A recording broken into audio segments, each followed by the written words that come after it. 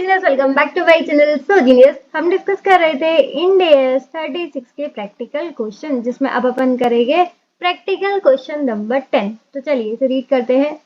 Calculate expected cash flows in each of the following cases. तो starting में ही अपन को बता दिया कि क्वेश्चन की रिक्वायरमेंट है एक्सपेक्टेड कैश फ्लोज कैलकुलेट करना। उसके लिए अपन को केस भी दे रखे हैं। केस ए क्या कहता है, the estimated amount fall somewhere between 50 and 250 but no amount in the range is more likely than any other amount। कुछ भी इन्हें नहीं पता है, लेकिन इतना पता है कि 50 and 250 का बीच में ही होगा, ठीक है, लेकिन और कुछ नहीं पता। Next, the estimated amount fall somewhere between 50 250 and the most likely amount is 100। बोल रहे हैं 50 250 के बीच में होगा, लेकिन ये लगता है कि 100 भी हो सकता है, लेकिन एक्चुअल नहीं पता है कि क्या होगा, ठीक है। मोस्ट लाइकली लग रहा है कि 100 हो सकता है। However the probabilities attached to each amount are unknown. इसके रिलेटेड प्रोबेबिलिटी क्या होगी वो अपन को नहीं पता, तो भाड़ में जान दो फिर, हमें नहीं पता तो नहीं पता। नेक्स्ट केस देखते हैं। The estimated amount will be, अच्छा यहाँ पर सीधे सीधे बता दिया उन्होंने, एस्टिमेटेड अमाउंट 10 है और प्रोबेबिलिटी भी पता है 250 और प्रोबेबिलिटी भी पता है 100 है और प्रोबेबिलिटी भी पता है। ये थोड़ा सही लग रहा है मुझे, इनको थोड़ा बहुत ज्ञान है अपने बारे में, ठीक है। वैसे क्वेश्चन बहुत आसान है, दिखने में थोड़ा अजीब है, बाकी क्वेश्चन बहुत बहुत बहुत ज्यादा छोटा सा और प्यारा सा आसान सा है। तो चलिए फटाफट से कॉपी और पेन निकालते हैं और प्रैक्टिकल क्वेश्चन नंबर 10 को भी आसान बनाते हैं। हाँ जी, तो कॉपी पर लिखिए इंडियस 36 का प्रैक्टिकल क्वेश्चन नंबर 10 का अपन कर रहे हैं सॉल्यूशन। क्वेश्चन की रिक्वायरमेंट थी estimated cash flow different different cases में। तो सबसे पहले हम केस 1 देखते हैं। केस 1 में उन्होंने क्या बोला था, एक बार मैं क्वेश्चन देख लूं। केस 1 में उन्होंने बोला था 50 250 मिल सकता है, पता नहीं क्या मिलेगा, ना 50 ना 250।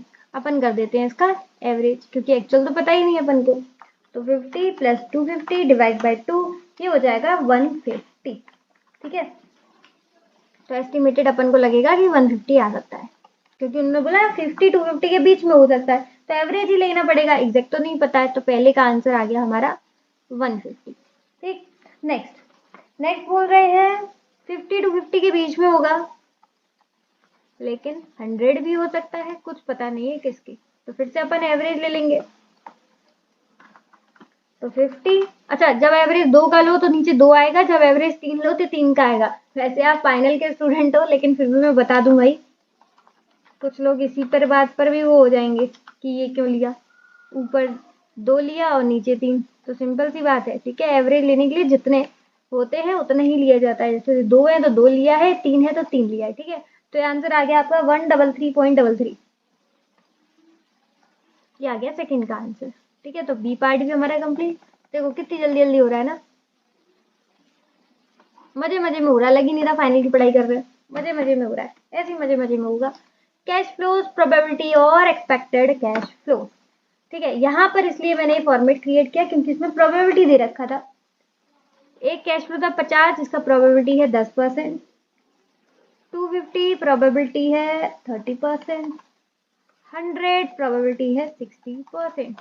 चलो 50 का 10% तो 5 ऐसे ही आ जाएगा। 250 का 30% कैलकुलेट कर लेते हैं 75। इसका भी सीधे सीधे आएगा 60। 75 60 प्लस 5, ये आ गया 140।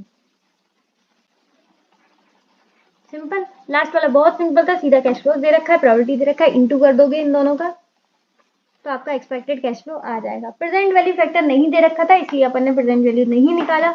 यहीं तक हमारा क्वेश्चन का हो जाएगा अंत। उम्मीद है आपको समझ में आया हो, आसान लग रहे होंगे सारे क्वेश्चन। कमेंट में फीडबैक जरूर दीजिएगा। फटाफट से लाइक शेयर सब्सक्राइब कर दो, अपना काम जल्दी जल्दी कर दिया करो, बिना कहे भी कर दिया करो ना कभी कभी।